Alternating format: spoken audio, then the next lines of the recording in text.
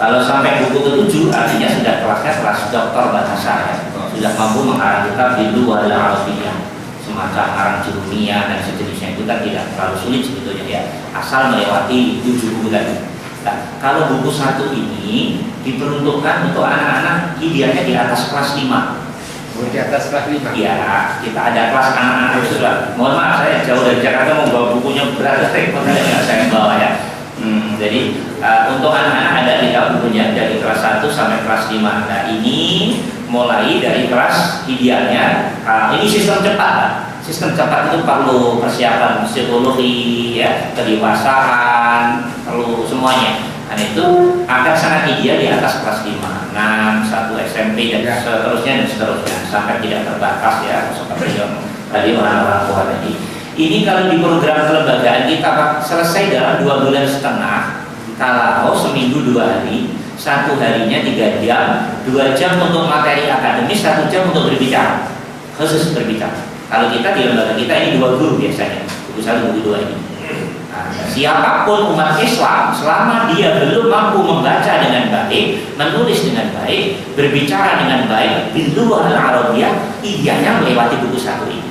Atau mungkin sudah baca Qurannya lancar, tapi nulisnya belum bisa, atau berbicara dasarnya juga belum bisa, ya mohon maaf, harus melewati buku 1 juga dengan prioritas dari sisi menulisnya, kaidah penyambungan hurufnya dan sebagainya, plus untuk ngomong dasarnya. Karena untuk memahami Quran tidak bisa langsung ujuk-ujuk paham Pak, harus bangun pondasi dulu, ibarat bangunan pondasi. Dan pondasi itu bisa pondasi gramatika, nahwu shoroh, bisa pondasi mufradat. Nah, waktu ini saya langsung paham, orang Arab juga bisa paham langsung Al-Quran.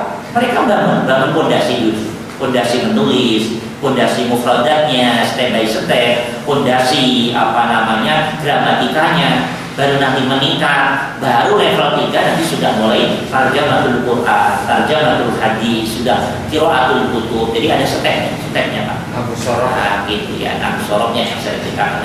Nah, itu baru 2,5 bulan. Kalau alokasinya seminggu 2 hari dalam 1 harinya 3 jam. Nah, tentunya kan tergantung kebijakan yayasan, alokasinya berapa. Nah, kalau umpamanya Pak Badul, teman-teman LPPI mau menggunakan ini dalam 1 minggu dikasih 2 atau 3 jam, ya berarti 1 semester aja anak-anak kita sudah mampu mahir membaca, mahir menulis. Jadi membaca dalam pengertian lafziyah, qiraah lafziyah, bidunil ma'na, dengan tanpa arti. Kemudian mahir menulis lafziyah, ya, lafziyah. Kemudian mahir berbicara dasar dengan kapasitas mufradat 250 mufradat. 250 mufradat. Nah, nanti bagaimana pendekatannya, makanya kita adakan pelatihan ini. Ini buku saya. Jadi targetnya mahir membaca lafzan, ya, mahir fil kitabah lafzan, mahir fil muhadatsah dasar dengan kapasitas mufradat berapa tadi? 250 mufradat. Atau jangan-jangan kita sebagai gurunya 250 mufradat dah lupa semua, repot juga. Jadi harus membangun ulang fondasi mufradatnya tentunya. Karena tidak mungkin kita membentuk generasi emas kalau kita sendiri masih besi. Jadi harus berusaha untuk menjadi emas juga, walaupun step by step sambil jalan kan gitu. Nah, itu berusaha. Nah, atau mungkin paling baik mau dijadikan 1 tahun silakan.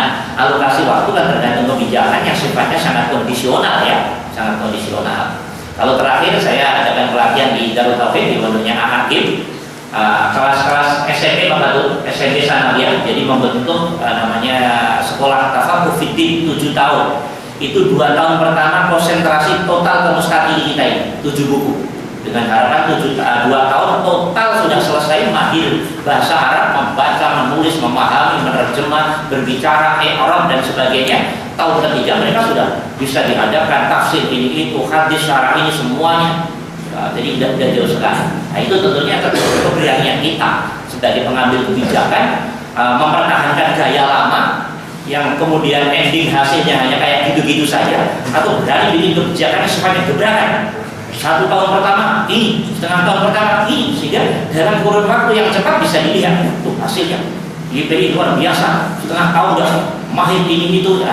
Apa pilih seperti itu, atau yang aman-aman saja dan hasilnya juga aman-aman aja sebagaimana yang pada umumnya. Nah, itu juga kita sejauh mana berani bikin gebrakan atau tidak. Nah, ini kalau saya lihat Pak Fatur ini berani. Nah, apa yang berani Pak Fatur kan begitu. Ya, nah, itu. Jadi ini hanya satu pilihan saja. Nah, kalau saya ya harus sudah tuntutan.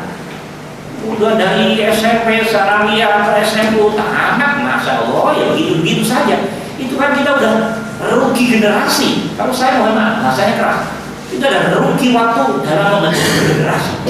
Padahal alikan paling pahit saja Bapak Tuh ya, dan teman-teman ini. Mulai dari SMP, Sanawiyah, mulai buku ini, paling pahit setahun, buku 1 udah selesai. Tahun kedua, buku 2 selesai, 1 tahun. Tahun ketiga atau paling pahit SMU kelas 1 ya, atau aliyah kelas 1 dan sederajatnya sudah masuk buku mustaqil Bapak Tuh. Kan kita bisa bayangkan.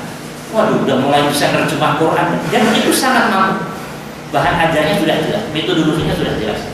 Tinggal permasalahannya ada kemauan atau tidak bagi kita.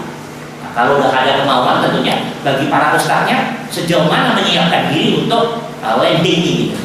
Nah, itu tentunya ada proses.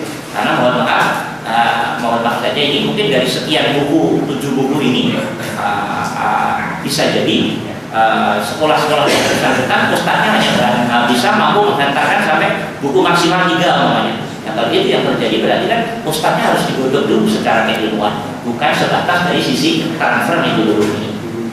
Nah, bisa dilihat ya tadi ya.